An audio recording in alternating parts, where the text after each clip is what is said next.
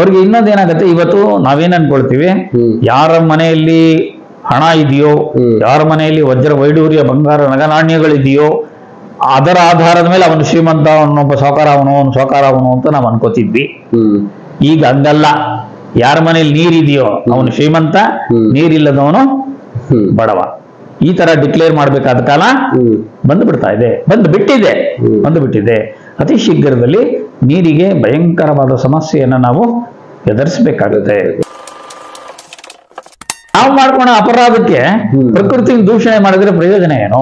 Plus ಅದ್ರ ಜೊತೆಗೆ ಇನ್ನೊಂದು ರೀಸೆಂಟ್ ಆಗಿ ಯಾವ್ದೋ ಇದ್ರಲ್ಲಿ ಡಿಸ್ಕಸ್ ಮಾಡ್ತಾ ಇದ್ವಿ, ಕೆಲವೊಂದು ಕಂಪ್ನಿಗಳಲ್ಲಿ ಕೆಮಿಕಲ್ಸ್ ಆಚೆ ಬಿಡಬಾರ್ದು ಅನ್ನೋ ಕಾರಣಕ್ಕೆ ಏನ್ ಮಾಡಿದ್ದಾರೆ, ಅಲ್ಲೇ ಆ ಫಿಲ್ಟರ್ ಮಾಡಿ ಅದನ್ನ ಬೋರ್ವೆಲ್, ಹಳೆ ಬೋರ್ವೆಲ್ ಇರುತ್ತಲ್ಲ, ಸುಮ್ಮನೆ ಅದ್ರಲ್ಲಿ ಬಿಟ್ಬಿಡೋದು, ಆತರ ಬಿಟ್ಬಿಡ್ತಾ ಇದ್ದಾರೆ. ಬಟ್ ಯಾರಿಗೂ ಗೊತ್ತಾಗ್ತಿಲ್ಲ. ಬಹಳ ದೂರ ಬೆಂಗಳೂರಿನವ್ರಿಗೂ ಹೋಗ್ಬೇಕಾದಿಲ್ಲ. ದೊಡ್ಡಬಳ್ಳಾಪುರ ಪಕ್ಕದ ಇಂಡಸ್ಟ್ರಿಯಲ್ ಏರಿಯಾದಲ್ಲಿ ಒಂದು ಫ್ಯಾಕ್ಟರಿ ಇದೆ. ಅದನ್ನ ಫೋಟೋಗಳ ಸಮೇತ ಕೂಡ ಎಲ್ಲ ತೆಗೆದಿದ್ದಾರೆ. ಒಂದ್ಸರಿ ಬೇಕಾದ್ರೆ ನೀವು ನೋಡ್ಬೋದು. ಆ ಫ್ಯಾಕ್ಟರಿಯಲ್ಲಿ ಬರ್ತಕ್ಕಂತ ಏನು ರಾಸಾಯನಿಕ ತ್ಯಾಜ್ಯದ ನೀರನ್ನ ಭೂಮಿಯ ಒಳಗಡೆ ಪೈಪ್ ಲೈನ್ ಹಾಕಿ ಅದರ ಮೇಲೆ, ಅದು ಎಲ್ಲಿ ಅಂತಂದ್ರೆ ಏನು ಈ ಚರಂಡಿ ಅಂತ ಏನ್ ಮಾಡಿದಾರೆ ದೊಡ್ಡದಾಗಿ, ಆ ಚರಂಡಿಯ ತಳಭಾಗದಲ್ಲಿ ಪೈಪ್ ಲೈನ್ ಹೋಗಿದೆ, ಅದ್ರ ಮೇಲೆ ಸಿಮೆಂಟ್ ಹಾಕಿದ್ದಾರೆ. ಯಾರಿಗೂ ಗೊತ್ತಾಗಲ್ಲ. ನೋಡಿದವರು ನಾರ್ಮಲ್ ಚರಂಡಿ ಅನ್ಕೋಬೇಕು. ಅದರ ಕೆಳಭಾಗದಲ್ಲಿ ಇರ್ತಕ್ಕಂಥ ಬೃಹತ್ ಸೈಜಿನ ಪೈಪುಗಳಲ್ಲಿ ಆ ನೀರು ಹೋಗುತ್ತೆ. ಯಾವೊಬ್ಬ ಜಮೀನಿನ ಯಜಮಾನ ಆ ಫ್ಯಾಕ್ಟ್ರಿಗಳವರ ಹತ್ರ ತಿಂಗಳಿಗೆ ಇಷ್ಟು ಅಂತ 30-40 ಸಾವಿರ ರೂಪಾಯಿ ಚಾರ್ಜ್. ಅವನು, ನೀವೆಲ್ಲ ನನ್ನ ಜಮೀನೊಳಗೆ ಬಿಟ್ಕೊಳ್ಳಿ, ನನ್ನ ಜಮೀನೊಳಗೆ ನೀವು ಬೇಕಾದ್ರೆ ಬಿಟ್ಕೊಳ್ಳಿ, ತಿಂಗಳಿಗೆ ಏನ್ ಕೊಡ್ತೀರಾ ಅಂತ ಒಪ್ಪಂದ ಮಾಡ್ಕೊಂಡು ಅವನಿಗೆ ಕೂತಿದ್ದ ಜಾಗದಲ್ಲಿ ಜೀವನ ನಡೀತಾ ಇದೆ. ಅವನ ಜಮೀನೊಳಗೆ ತ್ಯಾಜ್ಯ ನೀರನ್ನ ಅವನು ಬಿಡಿಸ್ಕೋತಾ ಇದ್ದಾನೆ. ಅದು ಹೋಗ್ಲಿ, ಅವನೊಬ್ಬನೇ ಒದ್ದಾಡ್ತಾನ. ಅವನ ಭೂಮಿಗೆ ಹೋಗಿದ್ದ ತ್ಯಾಜ್ಯದ ನೀರು ಇಂಗಿ ಕೊನೆಗೆ ಎಲ್ಲಾ ಬೋರ್ಗಳಿಗೂ, ಎಲ್ಲಾ ನೀರಿನ ಮೂಲಗಳಿಗೂ ಅದು ಸ್ಪ್ರೆಡ್ ಆಗುತ್ತೆ. ಇದು ನನ್ನ ಮನೆಯೊಳಗೆ ನಾನು ಬಾಂಬ್ ತಯಾರು ಮಾಡ್ಕೊಂತೀನಿ, ಅವನೇನ್ ಕೇಳೋದು ಅನ್ನಂಗಿಲ್ಲ. ಕಾನೂನು ಅದು ಒಪ್ಪಲ್ಲ. ಬಟ್ ಅದ್ರ ಮೇಲೆ ಎಷ್ಟು ಮಟ್ಟಿಗೆ ಕ್ರಮ ತಗೊಂಡ್ರು ಏನೋ ಅದು ಗೊತ್ತಿಲ್ಲ. ಅದು ನಡೀತಾ ಇದೆ, ಅವನು ದುಡ್ಡು ಬರ್ತಾ ಇದೆ. ಆಮೇಲೆ ಅವನು ಅದೇನ್ ಮಾಡ್ತಿದ್ದಾನೆ, ಅಲ್ಲಿ ಎಲ್ಲೋ ಒಂದ್ ಕಡೆ ತೇವಾಂಶ ಉಕ್ಕಿ ಹರಿದಾಗ ಅಲ್ಲಿ ಬೆಳೀತಿರ್ತಕ್ಕಂಥ ಹುಲ್ಲನ್ನ ಮಾರಾಟ ಮಾಡ್ತಾ ಇದ್ದಾನೆ. ಆ ಹುಲ್ಲನ್ನ ತಿಂದ ಹಸುಗಳು ಎಂತ ಹಾಲು ಕರಿಬಹುದು? ಹಾಲು ಕುಡಿದಂತ ಜನ ಇನ್ನೆಷ್ಟು ಮಟ್ಟಿಗೆ ಬದುಕಿರ್ಬೋದು? ಇವೆಲ್ಲ ನಾವು ನೋಡ್ಬೇಕಾಗತ್ತೆ. ಇವಾಗ ನೀವು ಹೇಳಿದ್ರಿ, ಒಂದು ಜಾಗದಲ್ಲಿ ಆ ಡಂಪಿಂಗ್ ಯಾರ್ಡ್ ಅಲ್ಲಿ ಸೆಕ್ಯೂರಿಟಿ ಇಟ್ಟಿದ್ದಾರೆ, ಅಲ್ಲಿ ಯಾರನ್ನೂ ಬಿಡೋದಿಲ್ಲ. ಅಂದ್ರೆ ಇಂಥ ಅಪರಾಧಗಳು ಮಾಡೋದಕ್ಕೆ ಕಾನೂನಿನ ಚೌಕಟ್ಟಲ್ಲಿ ಒಂದು ಸೂಕ್ತ ರಕ್ಷಣೆ ಬೇರೆ ಸಿಗ್ತಾ ಇದೆ. ಅಪರಾಧ ಮಾಡೋರ್ಗೆ ಇನ್ನಷ್ಟು ಖುಷಿ, ಯಾರು ನಮ್ಮನ್ನ ಯಾರು ಕೇಳೋರು, ಮಿಲಿಟರಿ ಅವರು. ಇದು ಇಲ್ಲ, ಅದು ಕೊನೆಗೆ ಎಲ್ಲ ಅವ್ರ ಮನೆ ಮಕ್ಕಳು ಸತ್ತ ಗೊತ್ತಾಗ್ತದೆ ಅವ್ರ ಬುದ್ಧಿ, ಅಲ್ಲೇವರೆಗೂ ಗೊತ್ತಾಗತ್ತಿಲ್ಲ. ಅದಕ್ಕೋಸ್ಕರ ನಾನು ಬಹಳಷ್ಟು ನಮ್ಮ ನಾಗರಿಕರಿಗೂ ಅದನ್ನೇ ಹೇಳ್ಕೊಳ್ಳೋದು, ನೀರಿನ ಮೂಲಗಳನ್ನ ಹಾಳು ಮಾಡಬೇಡಿ, ನೀರನ್ನ ಎಡ್ಡಾದಿಡ್ಡಿ ಬಳಸಬೇಡ್ರಿ. ಈಗಾಗಲೇ ಫೈನ್ಗಳು ಹಾಕಕ್ ಶುರು ಮಾಡಿದ್ರು. ಬೆಂಗಳೂರು ಮಹಾನಗರದಲ್ಲಿ ಮೊನ್ನೆ ಒಂದು 22 ಜನದ ಮೇಲೆ ಹಾಕಿದ್ರು. ಟೋಟಲ್ ಫೈನಿನ ಅಂಶ 1 ಲಕ್ಷ ಎಷ್ಟೋ ಚಿಲ್ಲರೆ ಫೈನ್ಗಳು ಹಾಕಿದ್ರು. ನೀರನ್ನ ಮಿತವಾಗಿ ಬಳಸದಿದ್ರೆ ಮುಂದಕ್ಕೆ ಇಷ್ಟಿಷ್ಟು ಪೆನಾಲ್ಟಿ ಅಂತ ಹಾಕಿದ್ರು. ಇದನ್ನ ಸ್ಟ್ರಿಕ್ಟ್ ಆಗಿ ಮಾಡ್ಕೊಂಡು ಬಂದಿದ್ರೆ ಇವತ್ತು ಮಳೆ ನೀರನ್ನ, ಮಳೆ ಕೊಯ್ಲು ಅಂತ ಏನ್ ಹೇಳ್ತಾರೆ, ಅದನ್ನ ಪ್ರತಿ ಮನೆಗೆ ಅಳವಡಿಸ್ರಿ, ಸಬ್ಸಿಡಿ ಕೊಡಿ, ಏನೋ ಒಂದು ಮಾಡಿ ಅದನ್ನ ಅಳವಡಿಸ್ಕೊಳ್ಳೋಕೆ ದಾರಿ ಮಾಡ್ಕೊಡಿ, ಸಬ್ಸಿಡಿ ಕೊಡಿ, ಅವ್ರು ಮಾಡ್ಕೋತಾರೆ. ಅವ್ರಿಗೆ ಇನ್ನೊಂದೇನಾಗತ್ತೆ, ಇವತ್ತು ನಾವೇನ್ ಅನ್ಕೊಳ್ತೀವಿ, ಯಾರ ಮನೆಯಲ್ಲಿ ಹಣ ಇದೆಯೋ, ಯಾರ ಮನೆಯಲ್ಲಿ ವಜ್ರ ವೈಡೂರ್ಯ ಬಂಗಾರ ನಗನಾಣ್ಯಗಳಿದೆಯೋ ಅದರ ಆಧಾರದ ಮೇಲೆ ಅವನು ಶ್ರೀಮಂತ, ಅವನೊಬ್ಬ ಸಾಕಾರ, ಅವನು ಅಂತ ನಾವು ಅನ್ಕೋತಿದ್ವಿ. ಈಗ ಹಂಗಲ್ಲ.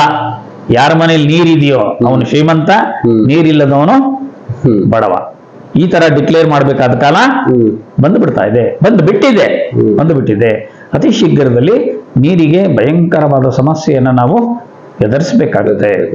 ಅದು ಬೆಂಗಳೂರಿಗಂತೂ ನಾನು ಹಿಂದೆ ಹೇಳಿದ್ದೆ, ನಾನು ಜಗತ್ತಿನ 200ಕ್ಕೂ ಹೆಚ್ಚು ದೇಶಗಳ ಪೈಕಿ 11 ನಗರಗಳನ್ನ ಸ್ಕೆಚ್ ಮಾಡಿದ್ರು, ಗುರುತಿಸಿದ್ರು. ಆ 11 ನಗರಗಳ ಹೆಸರುಗಳನ್ನ ಸಾಲಾಗಿ ಹಾಕಿದ್ರು. ಆ 11 ನಗರಗಳ ಪೈಕಿ ಜಗತ್ತಿನ ನೀರಿಲ್ಲದ ಮೊಟ್ಟ ಮೊದಲ ನಗರ ದಕ್ಷಿಣ ಆಫ್ರಿಕಾದ ಕೇಪ್ ಟೌನ್ ಅಂತ ಹೇಳಿದ್ರು. ಅದು ಫೇಲ್ಯೂರ್ ಆಗಿ ಇದು 3ನೇ ವರ್ಷಕ್ಕೆ ಕಾಲಿಡ್ತಾ ಇದೆ. ಕೇಪ್ ಟೌನ್ ಬರೋರು ನೀರಿದ್ರೆ ಬನ್ನಿ, ಇಲ್ಲಿಂದ್ರೆ ಇಲ್ಲ ಅಂದ್ರೆ ಇಲ್ಲಿ ನೀರು ಕೊಡಕ್ ಸಾಧ್ಯ ಇಲ್ಲ ಅಂತ ಡಿಕ್ಲೇರ್ ಮಾಡಿದ ನಗರ ಕೇಪ್ ಟೌನ್.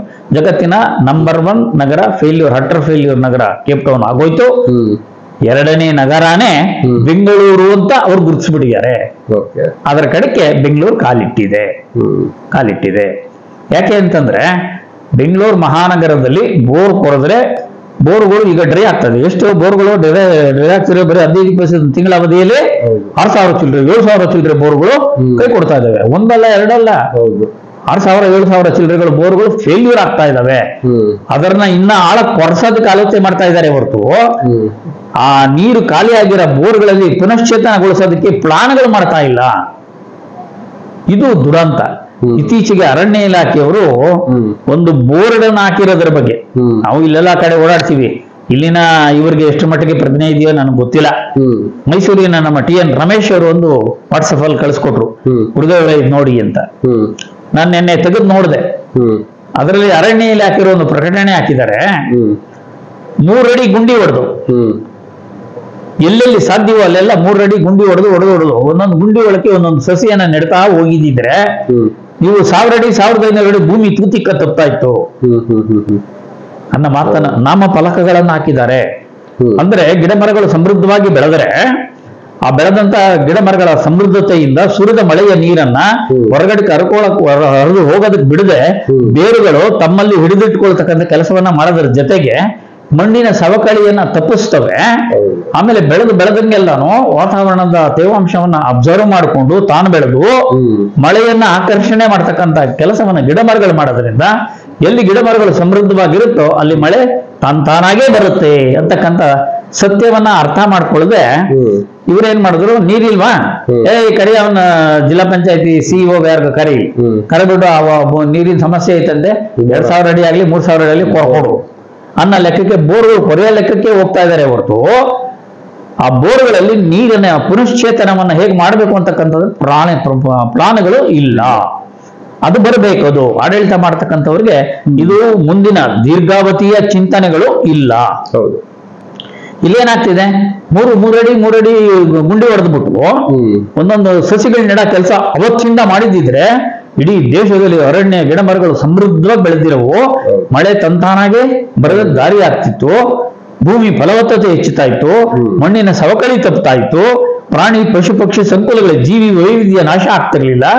ಜೀವಿ ವೈವಿಧ್ಯಗಳು ಉಳಿದಿರೋದ್ರಿಂದಾನೇ ನಾವು ಉಳಿದಿದ್ದೀವಿ. ಜೀವಿ ವೈವಿಧ್ಯ ನಶಿಸ್ತು ಅಂದ್ರೆ ನಾವ್ಯಾರು ಇರೋದಿಲ್ಲ. ಈ ಸತ್ಯವನ್ನ ನಾವ್ ಇವತ್ತು ಅರ್ಥ ಮಾಡ್ಕೊಳ್ಬೇಕು. ಜಗತ್ತಿನಲ್ಲಿ ಜೀವಿ ವೈವಿಧ್ಯಗಳು ಎಲ್ಲಿದ್ದಾವಪ್ಪ ಅಂತಂದ್ರೆ ನಾವ್ ಇವತ್ತು ಮಡಗಾಸ್ಕರ್ಗೆ ಹೋಗ್ಬೇಕಾಗಿದೆ.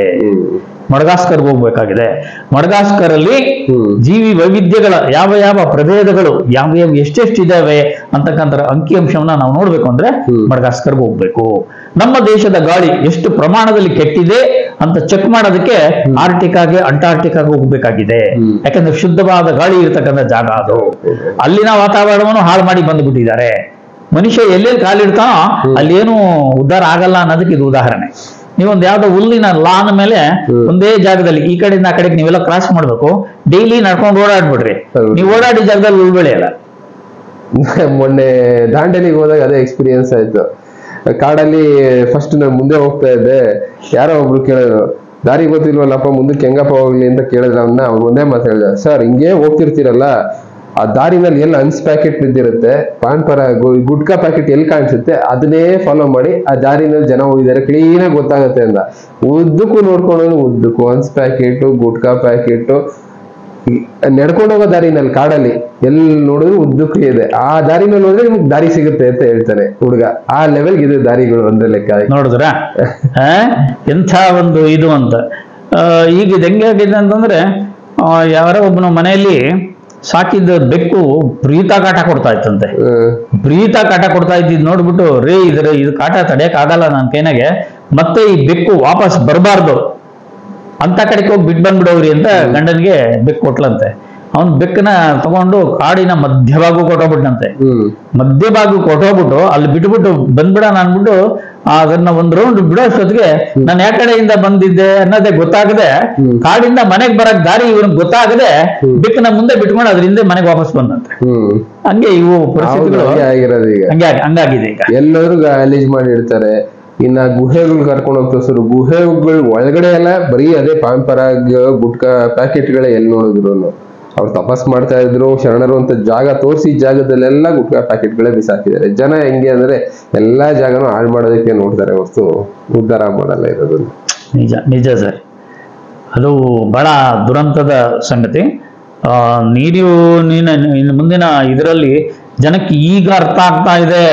ಯಾವಾಗೂ 10 ವರ್ಷಗಳ ಹಿಂದೆ ಹೇಳಿದ ಮಾತುಗಳಿಗೆ ಬೆಲೆ ಇರಲಿಲ್ಲ. ಈಗ ಸೀರಿಯಸ್ನೆಸ್ ಬರ್ತಾ ಇದೆ.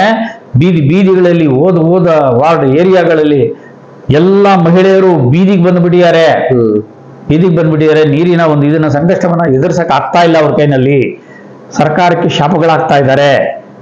ಇವರು ಕೂಡ ಅಷ್ಟೇನೆ, ಬೋರ್ಗಳನ್ನ ನೀರಿಲ್ಲ ಬೋರ್ಕೋರಿ, ನೀರಿಲ್ಲ ಬೋರ್ಕೋರಿ, ಅಷ್ಟು ಬಿಟ್ರೆ ನೀರಿನ ಮೂಲಗಳನ್ನ ಹೆಚ್ಚಿಸ್ತಕ್ಕಂಥ ದಿಕ್ಕಲ್ಲಿ, ನೀರಿನ ಸಮೃದ್ಧಿಯನ್ನ ಹೆಚ್ಚಿಸ್ತಕ್ಕಂಥ ದಿಕ್ಕಲ್ಲಿ, ಅಂತರ್ಜಲದ ಮರುಪೂರಣವನ್ನ ಮಾಡ್ತಕ್ಕಂಥ ದಿಕ್ಕಲ್ಲಿ ಪ್ಲಾನ್ ಇಲ್ಲ.